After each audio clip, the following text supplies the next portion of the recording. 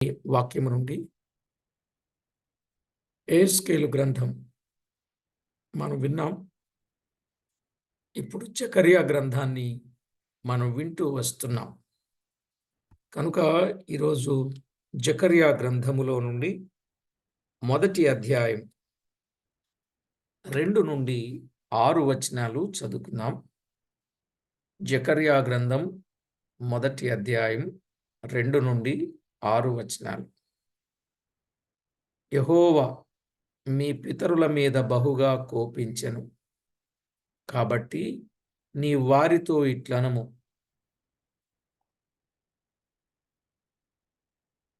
సైన్యములకు అధిపతియగు యెహోవా సెలవిచ్చున్నదేమనగా, మీరు నా తట్టు తిరిగిన ఎడల నేను మీ తట్టు తిరుగుదునని సైన్యములకు అధిపతియగు యెహోవా సెలవిచ్చుచున్నాడు. ఇదే సైన్యములకు అధిపతియగు యెహోవా వాక్కు. 4వ వచనం. కాబట్టి నీవు వారితో ఇట్లనుము,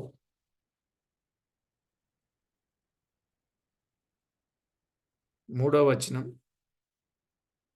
4వ వచనం. మీరు మీ పితరుల వంటి వారై ఉండవద్దు. పూర్వీకులైన ప్రవక్తలు సైన్యములకు అధిపతియగు యెహోవా సెలవిచ్చున్నదేమనగా, మీ దుర్మార్గతను మీ దుష్క్రియలను మాని తిరుగుడని వారికి ప్రకటించినను వారు వినకపోయిరి, నా మాట ఆలకించకపోయిరి. ఇదే యెహోవా వాక్కు. 5వ వచనం. మీ పితరులేమైరి?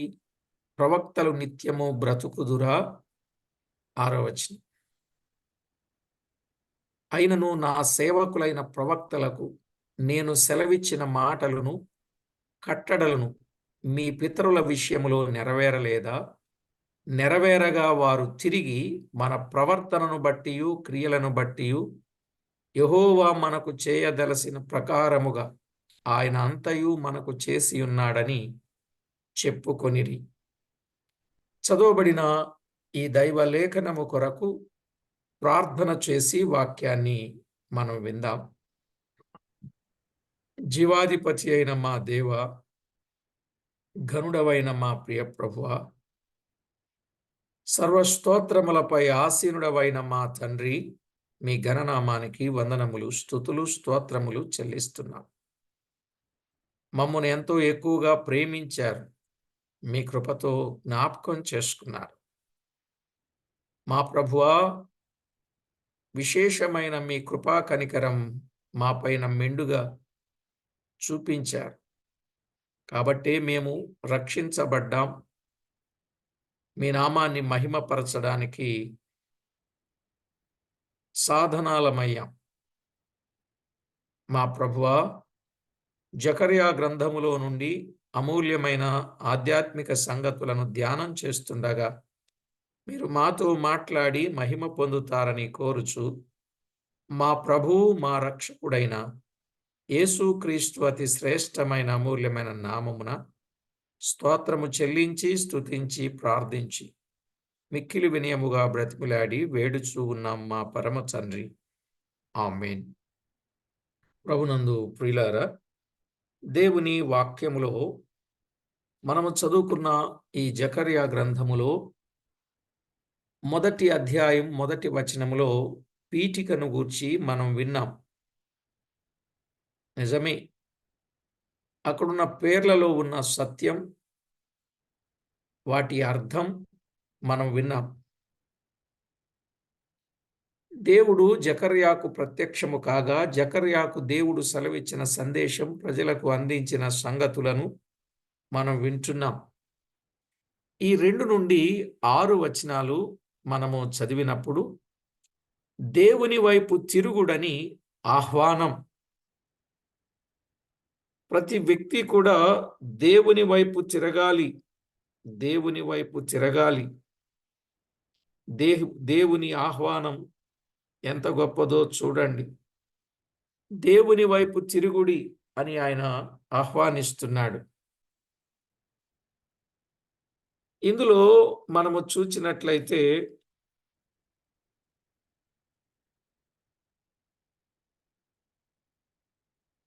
2వ వచనంలో యెహోవా మీ పితరుల మీద బహుగా కోపించెను అన్నాడు కదా. 2వ వచనంలో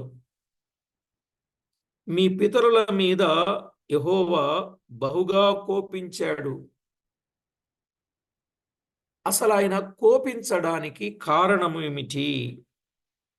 కోపించడానికి కారణం లేకపోలేదు. కోపించడానికి కారణం ఏమిటంటే 4వ వచనంలో మనము చూస్తాం. దుర్మార్గత గలవారుగా దుష్క్రియలు కలవారుగా అయ్యారని, వారు మాట వినకపోయారని, మాట ఆలకించకపోయారని 4వ వచనంలో మనం చూస్తాం. మరి పితరులు అన్నాడు కదా. పితరులు దినవృత్తాంతముల 2వ గ్రంథములో 36వ అధ్యాయం 14 నుండి 18 వచనాలు చదువుకుందాం. దినవృత్తాంతముల 2వ గ్రంథం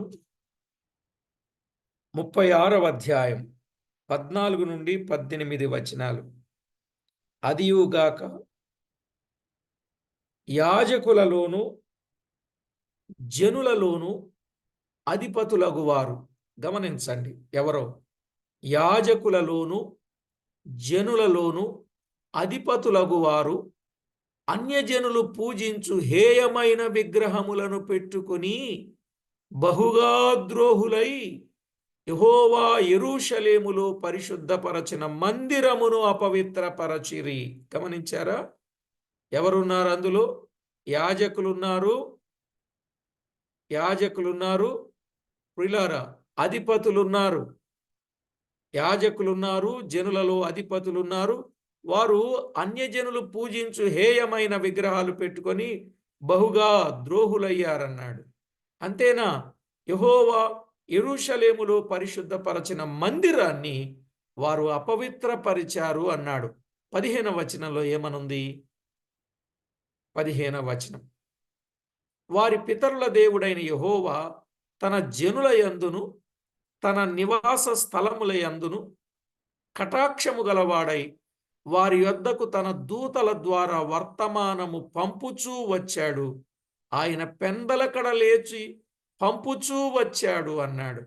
వారి మార్పు కొరకు, వారి మీద దేవుని కటాక్షము కొరకు ప్రవక్తలను పంపాడు, పెందలకడనే పంపాడు. వారు దేవుని దూతలను ఎగతాళి చేయుచు, ఆయన వాక్యములను తృణీకరించుచు, ఆయన ప్రవక్తలను హింసించుచూ రాగా నివారింప శక్యము కాకుండా యెహోవా కోపము ఆయన జనుల మీదికి వచ్చెను. చూచారా? దేవుని దూతలను ఎగతాళి చేస్తూ, ఆయన వాక్యములను తృణీకరించుచు, ఆయన ప్రవక్తలను హింసించుచు, ఇప్పటికీ ఇది జరుగుతుంది. దేవుని పిల్లల్ని ఎగతాళి చేసేవారు, వాక్యాన్ని తృణీకరించేటటువంటి వారు, దేవుని పిల్లలను హింసించేవారు ఉన్నారు. మరి వారి మీదికి దేవుని కోపం రాదంటారా? నివారింప శక్యము కాకుండా యెహోవా కోపం ఆయన జనుల మీదికి వచ్చెను. ఆయన జనుల మీదికి వచ్చెను. ప్రియులారా, ఆయన జనుల మీదికి ఆయన కోపం వచ్చుద్ది. ఆయన కోపం రాకుండా 17వ వచనం మనం ఆలోచన చేసినట్లయితే ఏమన్నాడు? ఆయన వారి మీదికి కల్దీల రాజును రప్పింపగా అతడు వారికి పరిశుద్ధ స్థలముగానున్న మందిరములోని వారి యవనులను ఖడ్గము చేత సంహరించాను. అతడు యవనుల యందైనను యువతుల యందైనను ముసలివారందైనను నెరసిన వెంట్రుకల గల వారి అందైనను కనికరింపలేదు. దేవుడు వారినందరినీ అతని చేతికి అప్పగించెను. గమనించారా? దేవుడు వారినందరినీ అతని చేతికి అప్పగించాడు. ఎందుకని? వారు చేసిన పాపం, దేవుని మాట వినకపోవడం, దేవుని వాక్యాన్ని తృణీకరించడం, దేవుని దూతలను ఎగతాళి చేయడం, దేవుని పిల్లల్ని హింసించడం వారు చేశారు. చూడండి పనిష్మెంట్ ఎలా ఉందో. 18వ వచనం కూడా మనము చదువుకుంటాం. మరియు బబులోను రాజు పెద్దవేమి చిన్నవేమి దేవుని మందిరపు ఉపకరణములన్నింటినీ యెహోవా మందిరపు నిధులలోదేమి రాజు నిధులలోదేమి అధిపతుల నిధులలోదేమి దొరికిన ద్రవ్యమంతయు బబులోనుకు తీసుకొని పోయాను. చూశారా? పెద్దవేమి చిన్నవేమి ఉపకరణాలు, దేవుని మందిరంలో ఉన్న ఉపకరణాలు, మందిరపు నిధులలో ఉన్నది, రాజుల నిధులలో ఉన్నది, అధిపతుల నిధులలో ఉన్న దొరికిన ద్రవ్యమంతా బబులోనుకు తీసుకొని వెళ్ళిపోయారు. ఎవరు అప్పగించారు? దేవుడే. జాగ్రత్తగా గమనించండి ప్రియులారా. దేవుని పిల్లలుగా దేవునికి మహిమకరంగా జీవించవలసిన వ్యక్తులు అలాగున జీవించకపోతే జరిగే పరిస్థితిదే. అర్థమవుతుందా? అర్థమవుతుందా? ప్రియులారా, జాగ్రత్తగా మీరు గమనించాలి. ఇలాంటి సంగతులు జరుగుతూనే ఉన్నాయి. అంటే ఇప్పుడు అది చెప్పొచ్చో చెప్పకూడదో కానీ ఒక విషయం, మా ప్రక్కనే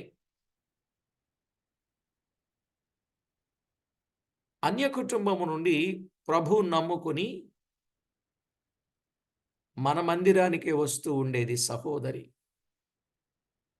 భర్త కూడా నమ్ముకున్నాడు, కానీ ఆయన వేరే స్థలానికి, ఆయన ఉద్యోగాన్ని బట్టో లేక పరిస్థితిని బట్టో వేరే స్థలానికి వెళ్ళేవాడు. అయితే జరిగింది ఏమంటే, భార్య చనిపోయింది, కుమారుడు క్రైస్తవ సమాధికి ఒప్పుకోలే. ఆరాధికురాలు, భక్తురాలు అని చెప్తాను నేనైతే. అన్యమైన రీతిలో సమాధి కార్యక్రమం చేశాడు. తర్వాత తండ్రి కూడా చనిపోయాడు. ఆ కార్యక్రమం కూడా అలాగే చేశాడు.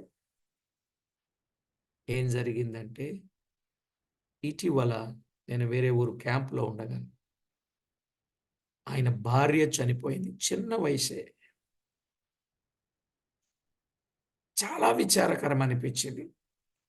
దేవుని పిల్లలని క్రైస్తవ పద్ధతిలో, వారు దేవుని నమ్ముకొని క్రైస్తవ పద్ధతిలో జీవిస్తూ ఉండగా తన యొక్క ఆలోచన విధానం, తనను బట్టో తన బంధువులను బట్టో మొత్తానికి చేయకూడనటువంటి విధంగా సమాధి కార్యక్రమం చేస్తే, అంటే వారి క్రైస్తవ సమాధి ప్రకారంగా చేయాలి, అలా చేయకుండా చేసిన పనిష్మెంటా ఇది అని నిన్ననే ఆలోచన వచ్చింది. అయితే బాధ కలిగింది. అయ్యో ప్రభువా, చిన్న పిల్లలిద్దరు, ఆడపిల్లలు, దిక్కులేని పరిస్థితి అయింది. ఎంత బాధ. ఆయన ఒక మాస్టర్, ఆయన కూడా రక్షించబడి కుటుంబం కాపాడబడి క్షేమాన్ని పొందగలుగునట్లు మనం కూడా ప్రార్థించాల్సిన అవసరం అయితే ఉంది. ఈ కార్యక్రమంలో చెప్పడంలో ఉన్న ఉద్దేశం, మనం ఎప్పుడైనా దేవునికి వ్యతిరేకంగా చేస్తే ఆ నష్టాన్ని మనం భరించాల్సి వస్తుంది అని ఒక పాఠం కొరకే గాని మరొక ఉద్దేశంతో నేను చెప్పింది కాదు. కనుక ప్రభునందు ప్రియులారా, విషయాలను మనం అర్థం చేసుకోవాలి. దేవునికి మహిమకరంగా మనము జీవించాలి. కనుక అన్యుల పద్ధతి దేవుని పిల్లలకు ఎప్పుడు ఏది జరగకూడదు. ఇదిగో చూడండి, యాజకులు, జనులలో ఉన్న అధిపతులు అన్యజనులు చేసినట్టుగా కార్యాలు చేయటం మూలాన జరిగిన నష్టం ఎంత ఉందో చూశారా?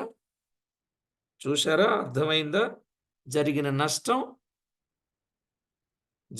నష్టం. కాబట్టి అలాంటి పరిస్థితి మనము ఎవ్వరం తెచ్చుకోకుండా జాగ్రత్త పడాలి. అన్యులు చేసినట్లుగా మన జీవితాలు ఉండకూడదు. ఇర్మియా గ్రంథములో ఒక మాట ఉన్నది చూడండి. ఇర్మియా గ్రంథం 44వ అధ్యాయం 4 నుండి 6 వచనాలు చదువుకుందాం. ఇర్మియా గ్రంథం 44వ అధ్యాయం 4 నుండి 6 వచనాలు. మరియు నేను పెందలకడ లేచి ప్రవక్తలైన నా సేవకులందరినీ మీ యొద్దకు పంపుచు ఎప్పుడండి?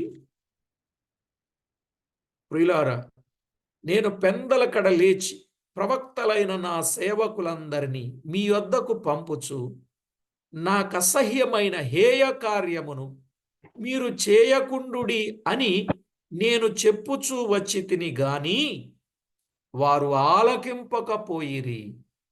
అన్యదేవతలకు ధూపార్పణము చేయుట మానకపోయిరి. తమ దుర్మార్గతను విడువకపోయిరి. చెవి యొగ్గకపోయిరి. 6వ వచనములో, కావున నా ఉగ్రతయు నా కోపమును కుమ్మరింపబడి యూదా పట్టణములలోను యెరూషలేము వీధులలోను రగులు కొనెను గనుక నేడున్నట్లుగా అవి పాడై ఎడారి ఆయను అన్నాడు. ఏమండి, చూసారా? దేవుని వాక్యములో దేవునికి ఎప్పుడు కూడా అసహ్యమైనవి కానీ హేయమైన కార్యాలు కానీ మీరు చేయకూడదు ఆయన చెబుతూనే వచ్చాడు. మీరు చేయొద్దు చేయొద్దు చేయొద్దు అని. ఎంత చెప్పినా వినిపించుకోవటం లేదు ఈరోజు జనం. ఎలా చెప్పినా వినిపించుకోవడం లేదు. దానిని బట్టి కలిగే ప్రమాదం ఎంత గొప్పదో తెలుసా ప్రియులారా? దాని వలన వచ్చే నష్టం ఎంత గొప్పదో మీరు ఆలోచన చేయండి. ప్రజలు విగ్రహారాధికులైనందున ప్రేమగల దేవుడు ప్రవక్తలను పంపించి చెప్పినను వారు వినకుండా ప్రవక్తలను హింసింపగా న్యాయమూర్తి అయిన దేవుడు న్యాయమైన కోపము కలిగి వారు శ్రమపరచబడు నిమిత్తము బబులోను చెరకు అప్పగించాడు. ఈ దినాల్లో కూడా దేవుని చిత్తానుసారంగా ప్రవర్తించని ఎడల దేవుని శిక్ష తప్పదు. గనుక అన్ని విషయాలలో ప్రభువుకు లోబడి జీవించుట ఆశీర్వాదం. మనం మొదటి మాట విన్నాం, దేవుని కోపించుట. అయితే రెండవది దేవుని పిలుపు. దేవుడు ఒక పిలుపునిస్తున్నాడు. మూడవది, కాబట్టి నీవు వారితో ఇట్లనుము అన్నాడు. వారితో ఇట్లని చెప్పు అని చెప్పాడు కదా. వారితో ఇట్లని చెప్పయ్యా అని ఆయన చెప్పాడు. వారి పితరులు దేవుని విరోధులైనందున దేవుని శిక్షకు పాత్రులయ్యారనేది మనకు అర్థమైంది. కాబట్టి మీరలాగు కాకూడదు అని దీని భావం. గనుక మీరు నా తట్టు తిరిగిన ఎడల నేను మీ తట్టు తిరుగుదును అని ప్రేమగల దేవుడు ఆహ్వానించుచున్నాడు. ప్రియులారా, దేవుని విరోధులైన వారికి దేవునికి విరోధులైన వారికి దేవుడు ఒక అవకాశాన్ని ఇస్తున్నాడు. మీరు నా తట్టు తిరగండి. నిజమే, వారు దేవునికి విరోధులయ్యారు, దేవుని కోపానికి గురి అయ్యారు. అయితే దేవుడు ప్రజలను పూర్తిగా విసర్జింపక జకర్యా ద్వారా మరి ఒకసారి ఆహ్వానిస్తున్నాడు. జకర్యా ద్వారా మరొకసారి వారికి ఆహ్వానాన్ని తెలియచేస్తున్నాడు. ఇది దేవుని యొక్క మహాప్రేమ సందేశ విధానం మనకి కనబడుతుంది. మలాకీ గ్రంథములో 3వ అధ్యాయం 7వ వచనాన్ని చదువుకుందాం. మలాకీ గ్రంథం 3వ అధ్యాయం 7వ వచనం ఏమన్నాడు? మీ పితరుల నాట నుండి మీరు నా కట్టడలను గైకొనక వాటిని త్రోసివేసితిరి. అయితే మీరు నా తట్టు తిరిగిన ఎడల నేను మీ తట్టు తిరుగుదునని సైన్యములకు అధిపతియగు యెహోవా సెలవీయగా మేము దేని విషయములో తిరుగుదుమని మీరందరూ అన్నాడు. దేవుడు ఎంత అవకాశం ఇస్తున్నాడండి. మీరు నా కట్టడలను గైకొనక వాటిని త్రోసివేశారు. అయితే మీరు నా తట్టు తిరగండి, నేను మీ తట్టు తిరుగుతా అన్నాడు. నా తట్టు మీరు తిరిగితే నేను మీ తట్టు తిరుగుతా అన్నాడు. నా యొద్దకు మీరు వస్తే మీ యొద్దకు నేను వస్తా. నాకు మొర్ర పెడితే నేను ఆలకిస్తా. నన్ను కోరితే మీకు సహాయము చేస్తా. దేవుడు ఎంత వాత్సల్యము గల దేవుడు. కానీ వాళ్ళేమన్నారంటే, మేము దేని విషయములో తిరుగుదుమని మీరందరూ అంటున్నారు. ఇలాంటి ప్రజలున్నారు ప్రియులారా, జాగ్రత్త పడాలి. యెషయా గ్రంథం 31వ అధ్యాయం 6వ వచనంలో, యెషయా గ్రంథం 31వ అధ్యాయం 6వ వచనం, దేవుడు ఒక కేక వేసి పిలిచినట్టు పిలుస్తున్నాడు. ఇశ్రాయేలీలారా అని పిలుస్తున్నాడు. ఇశ్రాయేలీలారా, మీరు ఎవని మీద విశేషముగా తిరుగుబాటు చేసితిరో ఆయన వైపు తిరుగుడి. అసలు ఈ మాటలు వింటుంటే ఎంత ప్రేమగల దేవుడండి. మీరు ఎవని మీద విశేషముగా తిరుగుబాటు చేసితిరో ఆయన వైపు తిరగండి. ఇప్పుడైనా తిరగండి, ఆయన వైపు మళ్ళుకోండి అని ఆయన ప్రేమతో చెప్తున్నాడు. నిజంగా ఆయన వైపు తిరిగితే ఆయన వారి మీద ఏం చూపిస్తాడు? జాలి చూపిస్తాడు కదా. వారి మీద ఆయన జాలి చూపిస్తాడు. యోవేలు గ్రంథం 2వ అధ్యాయం, యోవేలు గ్రంథం 2వ అధ్యాయం 12వ వచనంలో ఆయన అన్నాడు, యోవేలు గ్రంథం 2వ అధ్యాయం 12, 13 వచనాలు చదువుకుందాం. చూడండి ఏమన్నాడు. ఆయన వైపు తిరిగితే ఇప్పుడైనను కన్నీరు విడుచుచు దుఃఖించుచు మనపూర్వకంగా తిరిగి నా యొద్దకు రండి, తిరిగి నా యొద్దకు రండి, నా యొద్దకు రండి. ఇదే యెహోవాకు. తిరిగి వస్తే ఏం చేస్తాడు ఆయన? 13వ వచనం, 13వ వచనంలో వ్రాయబడిన మాట, నా యొద్దకు తిరిగి వస్తే అన్నాడు కదా.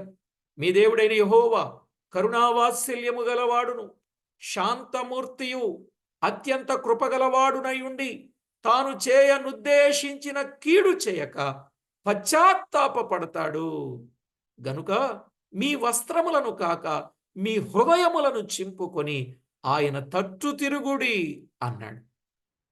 ఆయన ఎవరండి? ఇందాక దేవుడే అవకాశం ఇచ్చాడు, ఇప్పుడు ప్రవక్త ద్వారా హెచ్చరిస్తున్నాడు. ఆయన కరుణావాత్సల్యములు గలవాడు, శాంతమూర్తి, అత్యంత కృపగలవాడు, తాను చేయనుద్దేశించిన కీడు చేయక పశ్చాత్తాపపడతాడు. మీ వస్త్రాలను కాదు, మీ హృదయాలను చింపుకోండి, ఆయన తట్టు తిరగండి అని చెప్పాడు. 18వ వచనంలో చెప్పాడు. నాకు చాలా ఇష్టమైన పుస్తకం, గ్రంథం, యోవేలు గ్రంథం. దీని మీద ఎన్నో వర్తమానాలు ఉన్నాయి, చాలా ప్రసంగాలు చేశాను. అప్పుడు యెహోవా తన దేశమును బట్టి రోషము బూని తన జనుల ఎడల జాలి చేసుకొనెను. ఆయన రోషము బూనిన వాడు జాలి చేసుకుంటాడండి. ఆయన వైపు తిరిగితే, ఆయన యొద్దకు వస్తే ఖచ్చితంగా ఇలాంటి కార్యాన్ని ఆయన చేయడానికి ఆయన సంసిద్ధంగా ఉన్నాడు. మీరు అర్థం చేసుకోండి, ఆలోచన చేయండి. దేవాది దేవుడు కీడు చేయ నుద్దేశము కలిగిన వాడు కీడు చేయడు. ఎందుకంటే తిరిగితే పశ్చాత్తాపపడతాడు. రోషం బూనిన ఆయన జాలి చేసుకుంటాడు. కాబట్టి ఈ విషయాన్ని గమనించాలి. ఎంత ప్రేమగా చెప్తున్నాడంటే ఇశ్రాయేలీయులకు. ఇర్మియా గ్రంథములో 4వ అధ్యాయం 4వ వచనంలో ఒక చక్కని మాట వ్రాయబడింది. ఇర్మియా గ్రంథం 4వ అధ్యాయం 4వ వచనంలో ఓ మంచి మాట ఏమన్నాడో చూడండి. 4:4లో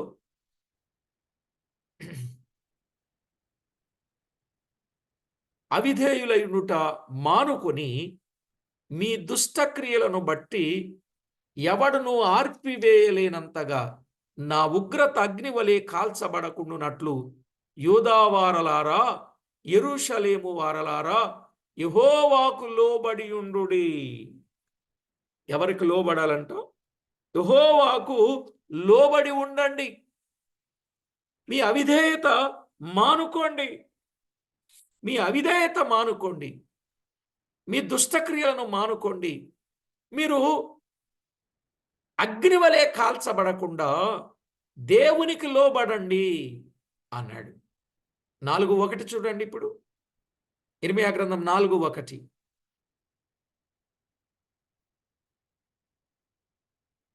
ఇదే యెహోవా వాక్కు, ఇశ్రాయేలు, నీవు తిరిగి రానుద్దేశించిన యెడల నా యొద్దకే రావలెను. నీవు ఇటు అటు తిరుగుట మాని నీ హేయ క్రియలను నా సన్నిధి నుండి తొలగించి ఏంటి? నీవు తిరిగి రానుద్దేశించిన యెడల నా యొద్దకే రావాలి. నువ్వు అటు ఇటు తిరగడం మానే నీ హేయ క్రియలను నా సన్నిధి నుండి తొలగించు. మరి ఏం చేయాలి? 2వ వచనంలో చెప్పాడు. ఏం చేయాలో 2వ వచనం చెప్పాడు. ఏమన్నాడు?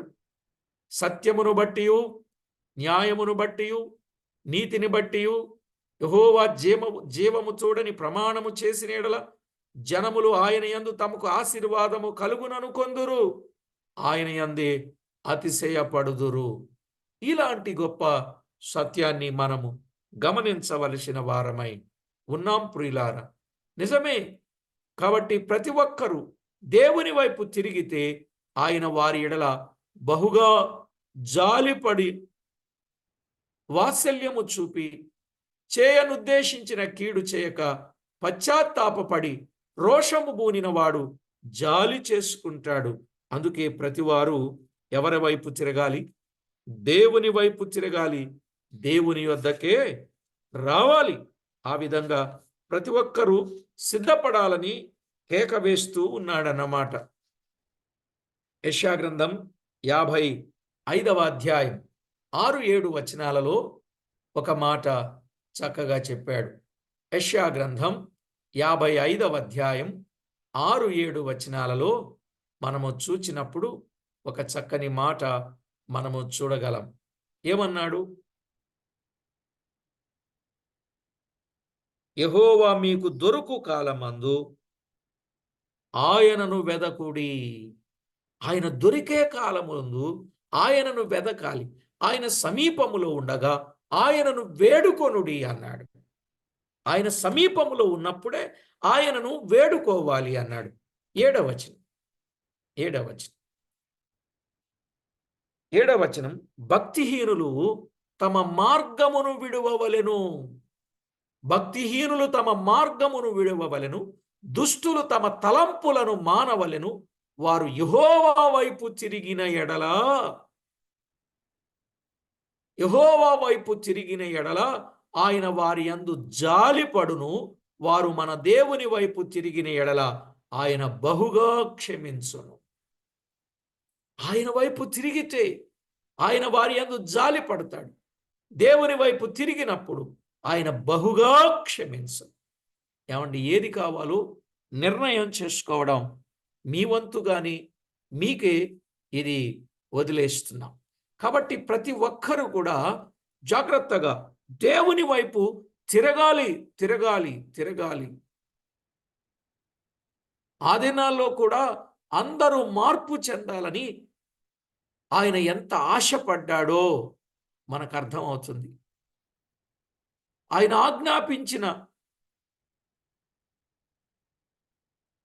ఆయన ఆజ్ఞలను అనుసరించితే అది మనకెంత మేలో చెప్తున్నాడు. పాపము కలిగిన ప్రతి వ్యక్తి తన మనసును మార్చుకొని సిలువ వేయబడిన యేసుక్రీస్తు పైన దృష్టి ఉంచి క్రొత్త నిబంధనలో ఆయనను స్వీకరించిన ఎడల ఏం జరుగుద్దండి? తీర్పు తప్పుతుంది, జీవములో ప్రవేశిస్తారు. క్రొత్త నిబంధనలో ఒక చక్కని సువార్త మాట చెప్పాడు. అపోస్తల కార్యాలు 17వ అధ్యాయం 30-31 వచనం. అపోస్తల కార్యాలు 17వ అధ్యాయం 30-31 వచనం. ఆ అజ్ఞాన కాలములను దేవుడు చూచి చూడనట్టుగా ఉండెను గాని, ఎప్పుడు? ఆ అజ్ఞాన కాలము దేవుడు చూచి చూడనట్టుగా ఉండెను గాని, 17:30. ఆ అజ్ఞాన కాలములను దేవుడు చూచి చూడనట్టుగా ఉండెను గాని, ఇప్పుడైతే అంతటను అందరును మారు మనసు పొందవలనని మనుషులకు ఆజ్ఞాపించుచున్నాడు. ఇదెంత గొప్ప మాట చూడండి. ఆ అజ్ఞాన కాలములను దేవుడు చూచి చూడనట్టుగా ఉన్నాడండి. ఇప్పుడైతే అంతటా అందరూ మారు మనసు పొందాలని మనుషులకు ఆజ్ఞాపించుచూ ఉన్నాడు. ప్రియులారా, ఇక జీవితాన్ని వృధా చేసుకోవద్దు, సమయాన్ని వృధా చేసుకోవద్దు. ఇప్పటికి గతించిన కాలము చాలు, ఫుల్ స్టాప్ చెప్పేయడమే. ఇక నుండి దేవునికి మహిమకరంగా, ఇక నుండి దేవుని చిత్తానుసారంగా, ఇక నుండి దేవునికి ఇష్టానుసారంగా ప్రతి ఒక్కరూ జీవించగలుగునట్లు సిద్ధపడాలి. 31వ వచనంలో ఇప్పుడు చదువుకుందాం. ఆజ్ఞాపించాడు. ఇప్పుడు 17:31లో ఆయన చెప్పాడు. ఏమన్నాడు? 17:31లో ఒక తీర్పు దినం ఉందనే విషయాన్ని జ్ఞాపకం చేస్తున్నాడు. ఎందుకనగా తాను నియమించిన మనుషుని చేత నీతిని అనుసరించి భూలోకమునకు తీర్పు తీర్చబోయేడు ఒక దినమును నిర్ణయించి ఉన్నాడు. మృతులలో నుండి ఆయనను లేపినందున దీని నమ్ముటకు అందరికిని ఆధారము కలుగజేసి ఉన్నాడు. కనుక అందరూ క్రీస్తు ప్రభువును నమ్ముకోవాలి. ఒకవేళ వింటున్న ప్రియ శ్రోతలారా, ఇంకా ఎవరిలోనైనా మార్పు లేకపోతే, హృదయం మార్చుకొనకపోతే, మీ హృదయం దేవునికి దూరంగా ఉండి ఉంటే ఏం చేయాలి? రేపు లోకానికి తీర్పు తప్పదు. భయంకరమైన తీర్పు ఉన్నది. కనుక దాని నుండి తప్పించుకోవడానికి నిన్ను ప్రేమించి నీ కొరకు ప్రాణమిచ్చిన ప్రభువును స్వీకరించాలి. అప్పుడు నీవు రక్షించబడతావు. కనుక ప్రతి వ్యక్తి కూడా ప్రభువును సొంత రక్షకునిగా అంగీకరించి రక్షించబడుట అది దీవెనకరం అన్నాడు. కొరింథీయులకు రాసిన మొదటి పత్రిక 15వ అధ్యాయం 1-3 వచనాలలో వ్రాయబడిన ఒక గొప్ప సత్యం అదే. దేవుడు నిన్ను ప్రేమించి మరొక అవకాశాన్ని దేవుడు ఇస్తున్నాడు అని ప్రభు పక్షంగా ప్రేమతో మీకు మనవి చేయించు ఉన్నారు. రైట్. రెండవ విషయాన్ని మనం విన్నాం. ఇక మూడవ విషయాన్ని కూడా మనం విందాం. 3వ వచనములో సైన్యములకు అధిపతియగు యెహోవాయను పదము 3 సార్లు ఉన్నది. 3వ వచనంలో ఎన్నిసార్లు ఉందండి? కాబట్టి నీ వారితో ఇట్లను, సైన్యములకు అధిపతియగు యెహోవా అనే మాట, సైన్యములకు అధిపతియగు యెహోవా సెలవిచ్చుచున్నాడు అన్నాడు. మూడవది, ఇదే సైన్యములకు అధిపతియగు యెహోవా వాక్కు. 3 సార్లు కనబడుతుందండి. ఒక వచనములో సైన్యములకు అధిపతియగు యెహోవా అనే మాట 3 సార్లు ఉన్నది. ఈ గ్రంథం అంతటిలో 50 సార్లు ఉందండి ఈ మాట. ఏ మాట? సైన్యములకు అధిపతియగు యెహోవా అనే మాట 50 సార్లు ఉంది. హగ్గయిలో 11 సార్లు ఉంది. హగ్గయి గ్రంథములో 11 సార్లు ఉంది. మలాకీ గ్రంథములో 23 సార్లు ఉంది. మలాకీ గ్రంథములో 23 సార్లు. మొత్తం ఈ 3 గ్రంథములలో 84 సార్లు వ్రాయబడింది. ఎన్నిసార్లు? ఈ 3 గ్రంథాలలో 84 సార్లు వ్రాయబడి ఉన్నది. ఏది? సైన్యములకు అధిపతియగు యెహోవా అను పదము. ఇక్కడ మనం గమనించినప్పుడు చెర తరువాత 3 ప్రవక్తలు ఈ పదము ఎక్కువగా వాడుచున్నారు. ఎప్పుడు? చెర తరువాత ఈ 3 ప్రవక్తలు ఈ పదాన్ని ఎక్కువగా వాడుచూ ఉన్నారు. ఎందుకు వారు వాడాల్సి వచ్చింది అనంటే, ప్రజల పరిస్థితిని బట్టి ఈ పదాన్ని వారు వాడుచూ వచ్చారు. ప్రజల పరిస్థితిని బట్టి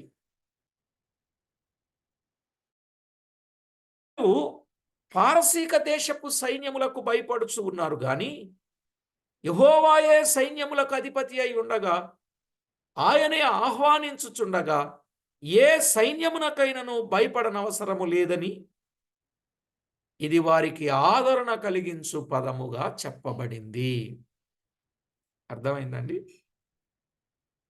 ప్రజలు ఎవరికి భయపడుతున్నారు? పారసీక దేశపు సైన్యములకు వారు భయపడుతూ ఉన్నారు. యెహోవాయే సైన్యములకు అధిపతి అని ఆయన ఆహ్వానిస్తున్నాడు. ఏ సైన్యమునకైనను మీరు భయపడనాల్సిన అవసరము లేదు అని ఇది వారికి ఆదరణ కలిగించే పదముగా ఉన్నది. ఎవరిని ఏ మాటలతో ఆదరించవలెనో దేవుడెరుగును గనుక ప్రభు అలాగు ఆదరణకరమైన వర్తమానములతో ఆయన ఆహ్వానిస్తున్నాడు. సైన్యములు అనగా ప్రియులారా, ఇహలోక సైన్యము అనగా మానవ సైన్యము కాదు. సైన్యములకు అధిపతి అంటే ఇప్పుడు ఆయన ఇహలోక సైన్యం, మానవ సైన్యమన. ఇప్పుడు సైన్యాన్ని వెంటేసుకుంటున్నారండి. ఏ సైన్యాన్ని? మానవ సైన్యాన్ని వెంటేసుకుంటున్నారు. మానవ సైన్యం వెంటేసుకుంటున్నారు. అసలు ఆయన సైన్యం ఎవరో తెలుసా? ఆయన సైన్యం ఎవరండి? సైన్యములకు అధిపతి అన్నారు. ఆయన సైన్యం ఎవరు? దేవదూతలే. ద్వితీయోపదేశకాండం 4వ అధ్యాయం 19వ వచనాన్ని చదువుతున్నాం. ద్వితీయోపదేశకాండం 4వ అధ్యాయం 19వ వచనాన్ని చదువుతున్నాం.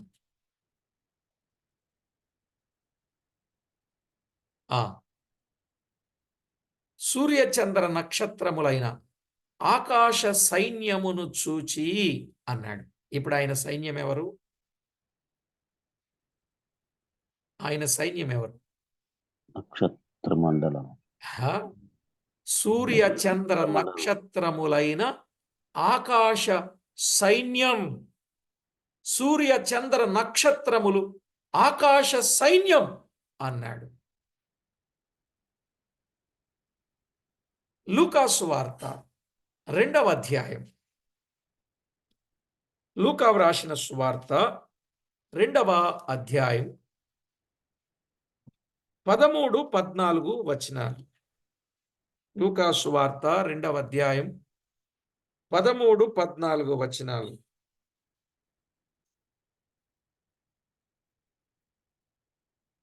వెంటనే పరలోక సైన్య సమూహము ఆ దూతతో కూడా నుండి. ఇప్పుడు ఆయన సైన్యం ఎవరు? ఆకాశ సైన్యం. ఆకాశ సైన్యములు చూచాం, పరలోక సైన్యములు చూచాం. పరలోక సైన్య సమూహం ఆ దూతతో దూతలు. పరలోక సైన్య సమూహం ఉన్నది. అర్థమైందండి? అది చూస్తాం మనం. ఆ పరలోక సైన్య సమూహాన్ని ఒకానొక దినాన చూస్తాం. ఆయన సేనలను ఆయన వెంటబెట్టుకొని వస్తాడని చెప్పాడు కదా. సేన అంటే సైన్యం. సైన్యము 1:6,000 యోధులని సువార్తలో మనం ఎరుగుదాం. సరేలేండి, ఇప్పుడు అదంతా చెప్పను గాని ఇప్పుడు ఆయన సైన్యం ఎవరో చూడండి. రాజుల 2వ గ్రంథం 6వ అధ్యాయం. రాజుల 2వ గ్రంథం 6వ అధ్యాయం 16-17 వచనాలు. రాజుల 2వ గ్రంథం 6వ అధ్యాయం 16-17 వచనాలు. అతడు భయపడవద్దు, మన పక్షముననున్నవారు వారికంటే అధికులై ఉన్నారని చెప్పి ఎలీషా గెహజీని ధైర్యపరుస్తున్నాడు. గెహజీ అనండి, యెహోవా వీడు చూచినట్లు దయచేసి వీని కండ్లను తెరవమని ఎలీషా ప్రార్థన చేయగా యెహోవా ఆ పనివాని కండ్లను తెరవజేసెను గనుక వాడు ఎలీషా చుట్టూను పర్వతము అగ్ని గుర్రముల చేత రథముల చేత నిండియుండుట చూచెను. ఇప్పుడు ఆయన సైన్యం ఎవరు చెప్పండి? అగ్ని గుర్రములు, రథములు, పర్వతము, అగ్ని గుర్రములు, రథములు. ఇప్పుడు చెప్పండి, ఆయన సైన్యం ఇహలోక సైన్యమా, మానవ సైన్యమా? నో.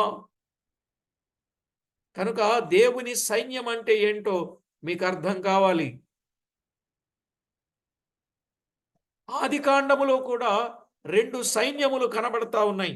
ఆదికాండములో 2 సైన్యాలు కనపడుతున్నాయి కదా. ఆదికాండం 32వ అధ్యాయం, ఆదికాండం 32వ అధ్యాయం 1-2 వచనాల్లో, యాకోబు తన త్రోవను వెళ్ళుచుండగా దేవుని దూతలు అతనిని ఎదుర్కొనిరి. యాకోబు వారిని చూచి ఇది దేవుని సేన అని చెప్పి ఆ చోటికి మహనయీము అను పేరు పెట్టెను. ఇది దేవుని సేన అని చెప్పి ఆ చోటికి మహనయీము అను పేరు పెట్టెను. పుట్నోట్లో ఏమనుంది? 2 సేనలు అనుంది. మహనయీము అంటే 2 సేనలు. అర్థమైందా ప్రియులారా? కనుక 2 సైన్యములు ఆయనకి ఇంకా ఉన్నట్టుగా చూస్తాం.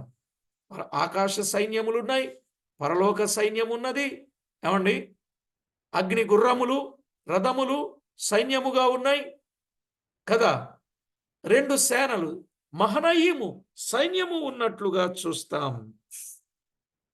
దేవదూతలు అని మహనయీము అనే సేన.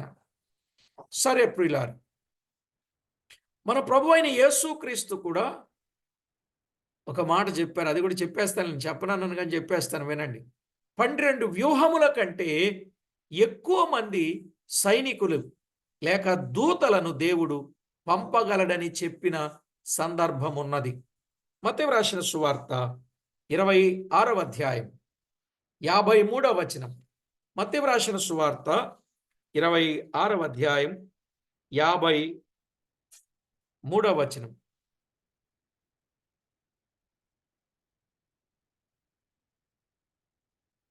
ఆ 53వ వచనం చదువుతున్నాను. ఈ సమయమున నేను నా తండ్రిని వేడుకొనిన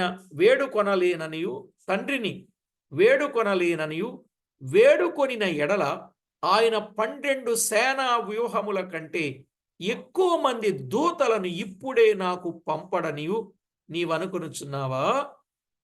నీవనుకొనుచున్నావా అని చాలా తేటగా చెప్పాడు. 12 సేనా వ్యూహముల కంటే పుట్నోట్లో ఏమనుంది? వ్యూహం ఒకటింటికి 6000 యోధులు. 12 సేనలు అంటే 12 సేనా వ్యూహములు అంటే 12 ఆర్లు 72,000 మంది.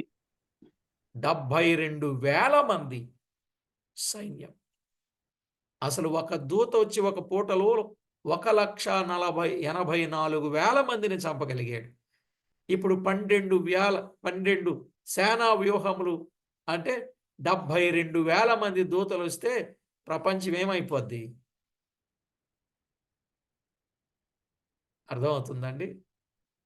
దేవుని యొక్క సంగతులను మనము ఆలోచన చేయాలి. ఒక రాత్రిలోనే 1,85,000 మంది, 84,000 మంది బలాఢ్యులను హతమార్చినట్లుగా చూడగలం. చూసేయండి, ఎందుకైనా మంచిది, రెఫరెన్స్ కూడా చూసేయండి, మీకు డౌట్ క్లియర్ అయిపోద్ది. రాజుల మొదటి గ్రంథం 19వ అధ్యాయం 35వ వచనం. 19వ అధ్యాయం 35వ వచనం.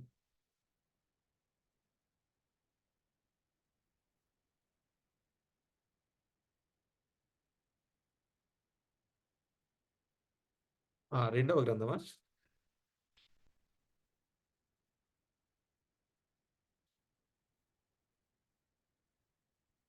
రాజుల 2వ గ్రంథం 19వ అధ్యాయం 35వ వచనం. ఆ రాత్రియే యెహోవా దూత బయలుదేరి అష్షూరు వారి దండుపేటలో జొచ్చి 185,000 మందిని హతము చేశాను. ఉదయమున జనులు లేచి చూడగా వారందరూ మృత కళేభరములై ఉండిరి అన్నాడు. రాజుల 2వ గ్రంథం 19:35 అండి. చూశారా? ఆ రాత్రి యెహోవా దూత, ఎంతమంది అండి? ఒక దూత దండుపేటలో వచ్చి 185,000 మందిని హతము చేశాడు. దీనిని బట్టి చెప్పండి, ఇట్టి సైన్యములకు యెహోవా ఎవరుగా ఉన్నారు? ఇట్టి సైన్యములకు ఆయన అధిపతి. పా, ఇట్టి సైన్యములకు అధిపతి ఆయన. ఇంత ఉన్నతమైన వాడు, ఇంత గొప్పవాడు, ఇంత ప్రభావము గలవాడు. అలాంటి ప్రభువు జాలిపడి తిరిగి రండని చెప్పినప్పుడు ప్రతి వ్యక్తి రావాలా వద్దండి? రావాలి. ఈ పేరు వినగానే మందిరము కట్టుచున్న భక్త శేషం బహుగా ఆనందించి ధైర్యమును పొందియుందురు. యెహోవాయే సైన్యములకు అధిపతి. అయితే ఇక కొదివేమున్నది? చెరలో నుండి విడుదల పొంది తమ స్వాతంత్ర్యమును నిలబెట్టుకొనుటకు కృషి చేయుచున్న ఇశ్రాయేలులకు ఎంతో ఆదరణకరముగా ఉన్నాడు. యెహోవాయే సైన్యములకు అధిపతి అయితే ఇక ఏ సైన్యమునకైనను, ఏ రాజునకైనను ఇప్పుడు వారు భయపడవలసిన పని లేదు. గనుక ఈ బిరుదులో జకర్యా వారితో మాట్లాడుచూ ఉన్నాడు. ఈ గొప్ప బిరుదు కలిగిన ప్రభువును గురించి వారితో జకర్యా మాట్లాడుచూ ఉన్నాడు. నిజమే ప్రియులారా, పౌలు కూడా పత్రికల్లో గట్టిగా బంధించి దిద్దుబాటు చేయవలసిన సంఘములకు వ్రాసినప్పుడు అపోస్తుడైన పౌలు అనియు, అనగా దేవుని చేత అధికారము పొంది పంపబడిన వాడనియు వ్రాయిచూ ఉన్నట్లు చూస్తాం. సరే, ఏదేమైనా ఆత్మీయతో చక్కగా సాగిపోవచ్చున్న సంఘములకు వ్రాసినప్పుడు ఆ బిరుదు వాడుకొనుట లేదు గాని భక్తులు ఎవరితో ఎలాగూ మాట్లాడవలెనో ఎరిగి మనం మాట్లాడడం ప్రయోజనకరం. కనుక అందరిని ఒకే ఘాటికి లెక్కయకూడదు. కనుక వినని వారికి ఒక ట్రీట్మెంట్, వినేవారికి మరొక ట్రీట్మెంట్.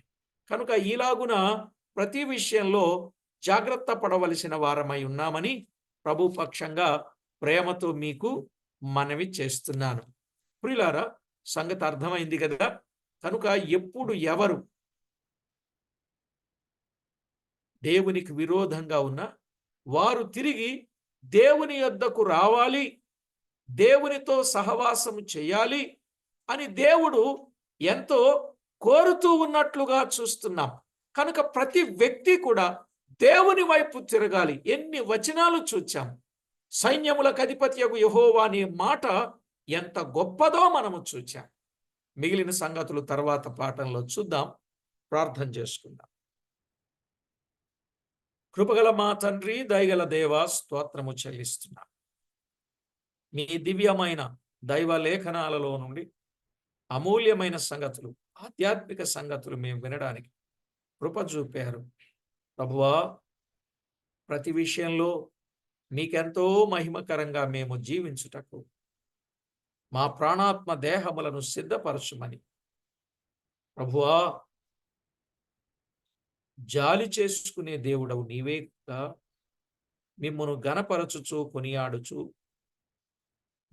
మా ప్రభువు మా రక్షకుడైన యేసుక్రీస్తు అమూల్యమైన నామమున స్తోత్రము చెల్లించి స్తుతించి ప్రార్థించి చేరి వచ్చిన వారందరినీ కూడా మీ హక్కున చేర్చుకొని మీ రెక్కల క్రింద భద్రపరిచి బలపరిచి ఈ దినపు పనులలో, ప్రయాణాలలో, విశేషంగా పరిచర్యలు తోడుగా ఉండమని కోరుచు మా ప్రభువైన యేసుక్రీస్తు నామమున స్తుతించి ప్రార్థించి వినయులమై వేడుచున్నాము తండ్రి. ఆమేన్. ఆమేన్. ప్రభునందు ప్రియులారా,